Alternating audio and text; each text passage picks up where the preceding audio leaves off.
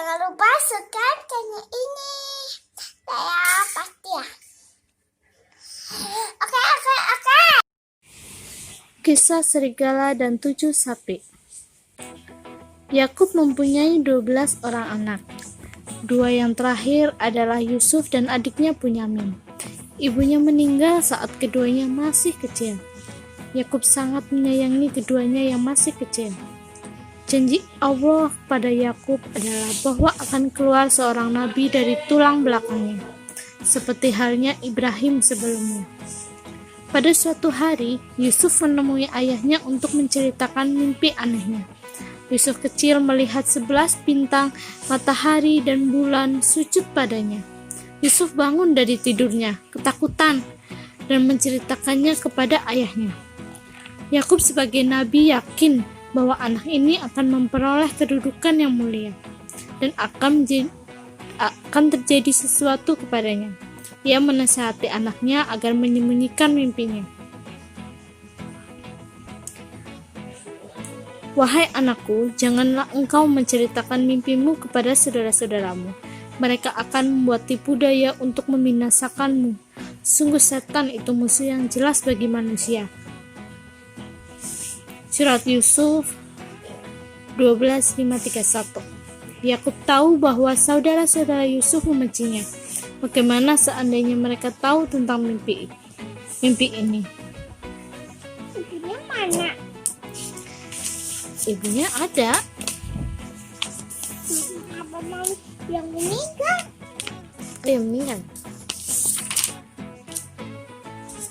Oh ya, ibunya meninggal saat keduanya masih kecil. Kakak pinter. Gitu. Setan akan merayu mereka agar pemusuhan mereka semakin bertambah. Namun Yusuf mengatakannya sehingga mereka tahu kisah mimpinya. Saudara-saudara Yusuf berkumpul di tempat mengembala kambing mereka. Salah seorang dari mereka berkata,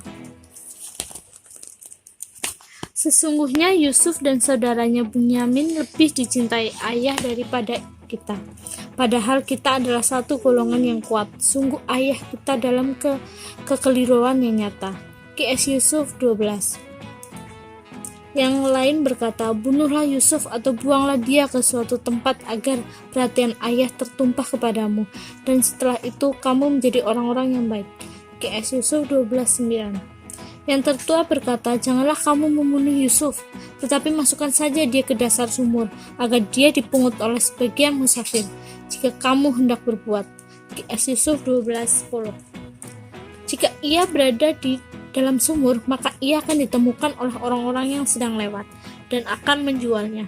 Akhirnya mereka sepakat untuk membuang Yusuf ke sumur. Setelah mereka menaruhnya di dalam sumur, beberapa pedagang lewat, menawarnya dan menjualnya. Allah tidak akan membiarkan mereka membunuh Yusuf. Jahat ya kakaknya ya. Banyak. Kakaknya Yusuf mau buang Yusuf. Mereka datang menemui Yakub. "Biarlah dia pergi bersama kami besok pagi, agar dia bersenang-senang dan bermain-main, dan kami pasti menjaganya."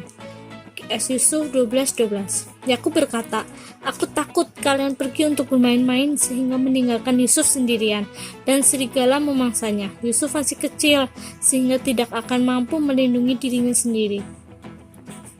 Jumlah kami 10, bagaimana mungkin serigala memangsanya? Tidak akan mampu serigala melewati kami." Yakub merasa tenang dengan janji anak-anaknya. Ia berpesan pada mereka agar memberi Yusuf makan dan minum. Mereka membawa Yusuf di atas bahu mereka. Setelah mereka tak terlihat lagi oleh Yakub, mereka melemparnya ke tanah. Mereka sangat terkejut dengan apa yang dikatakan Yusuf. Yusuf mengatakan apa yang akan dilakukan mereka terhadapnya, bahwa mereka akan melemparnya ke dalam sumur. Kesesatan mereka makin bertambah dan menginginkan membunuh Yusuf. Mereka melucuti baju Yusuf dan melemparnya ke sumur. Mereka menyembelih seekor kambing kecil dan melumurinya darah ke baju Yusuf. Lalu mereka kembali ke Yakub seraya menangis. "Wahai ayah, kami pergi berlomba dan kami tinggalkan Yusuf di dekat barang-barang kami. Lalu ia dimakan serigala. GS Yusuf 12:17-33. Demi Allah, Yusuf tidak dimakan oleh serigala. Ia telah dianiaya dalam kebohongan yang telah mereka perbuat dan kesepakatan jahat yang telah mereka rencanakan.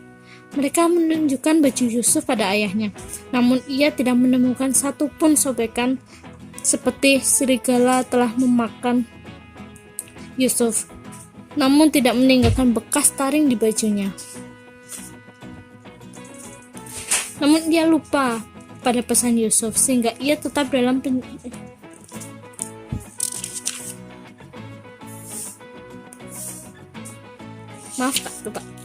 Yakub berkata, sebenarnya hanya dirimu sendirilah yang memandang baik urusan yang buruk.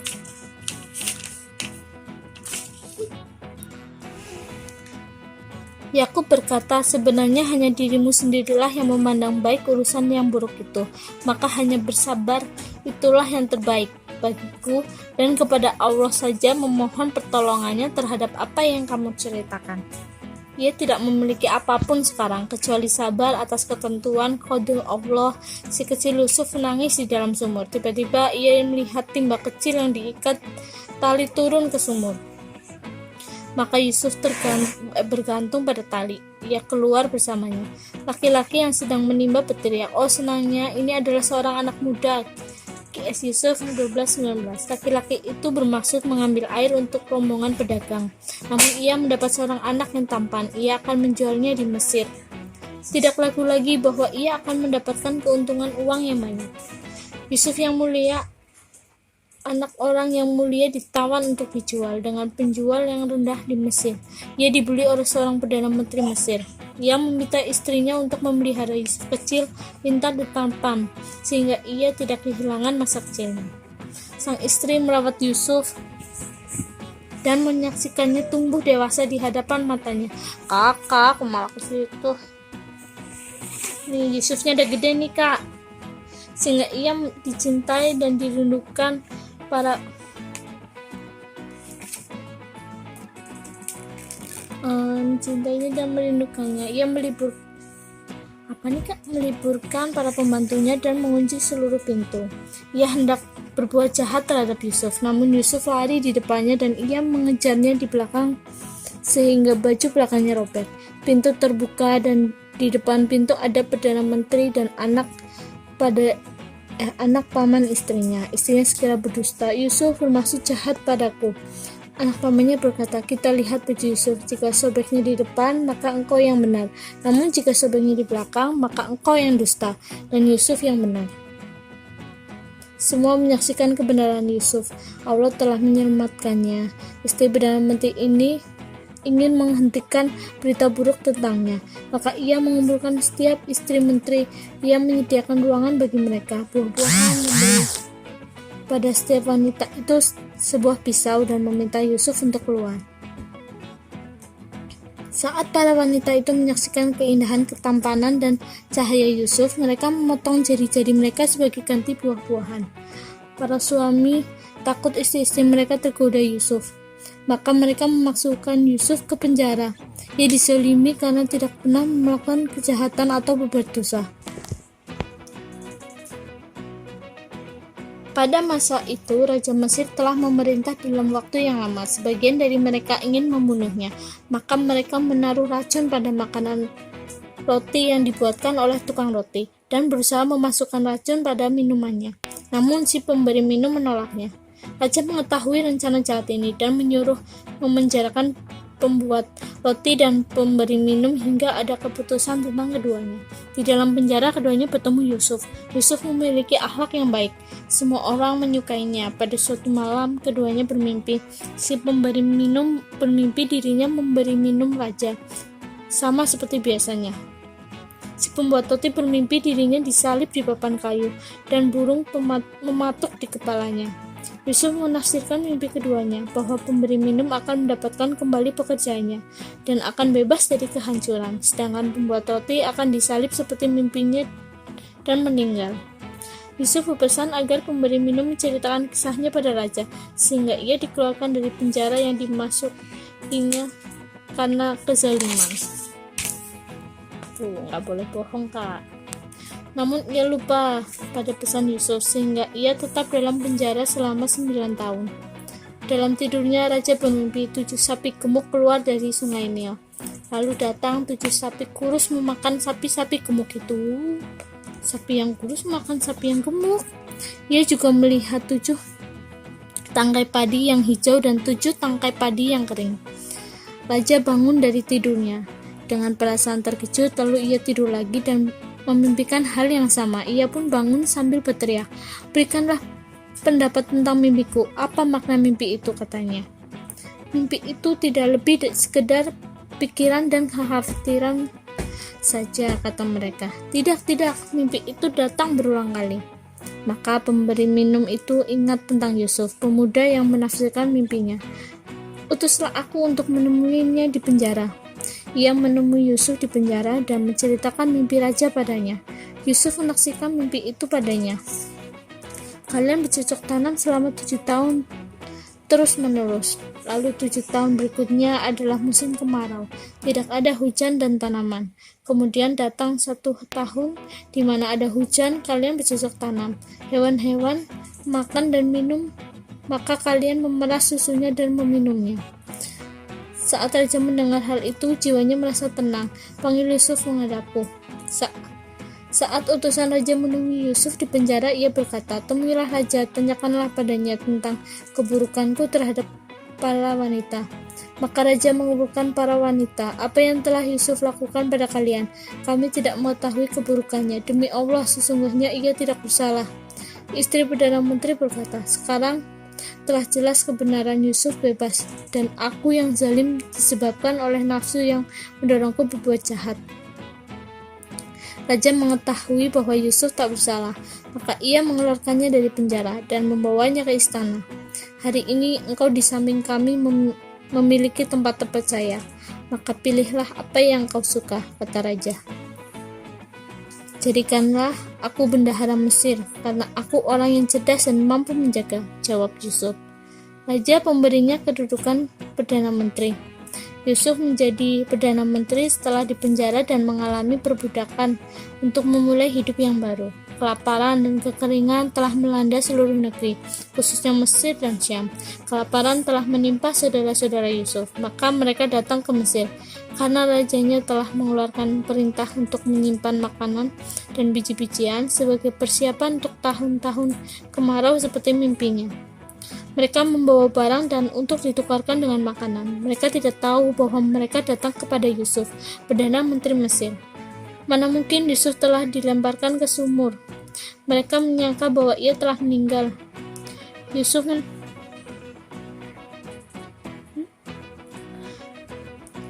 menunjukkan kasih sayang pada mereka seperti layaknya seorang teman. Katanya ini yang meninggal. Nggak dikiranya Yusufnya udah meninggal sama kakaknya.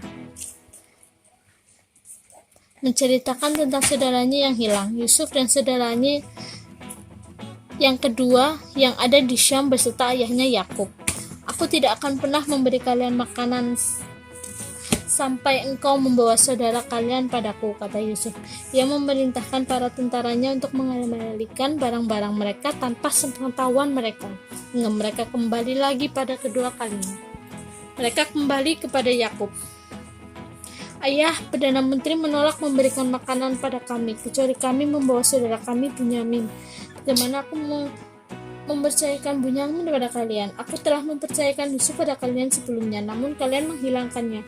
Mereka membuka tas-tas mereka dan mendapati barang-barang bawaan telah kembali pada mereka.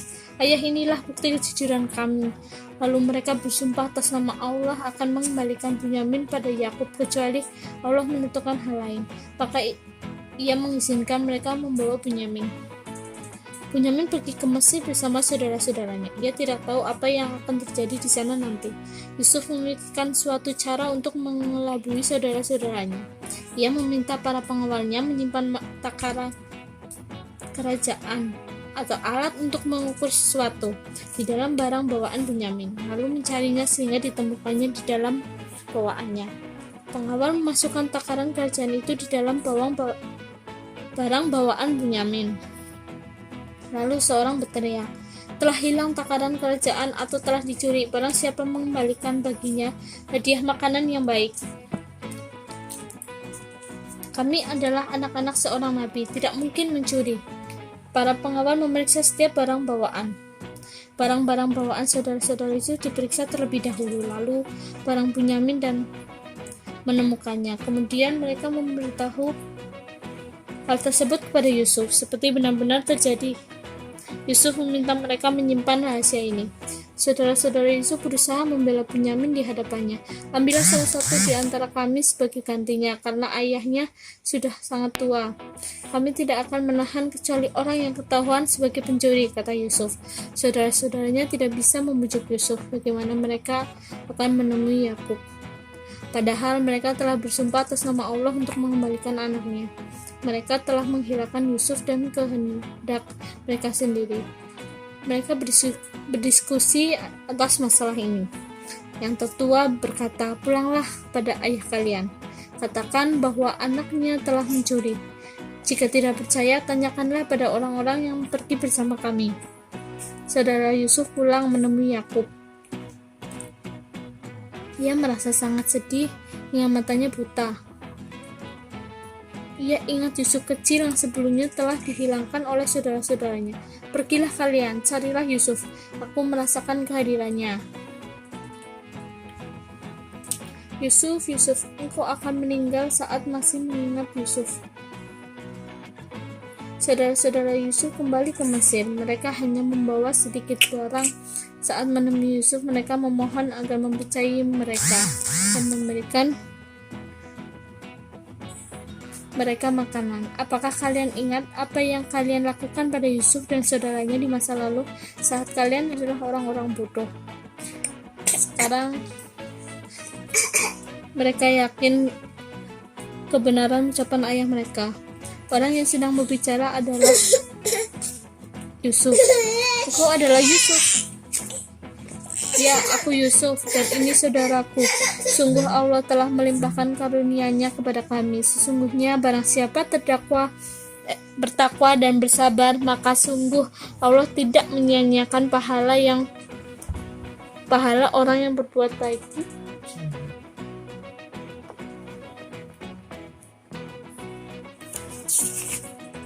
Nggak dikit lagi.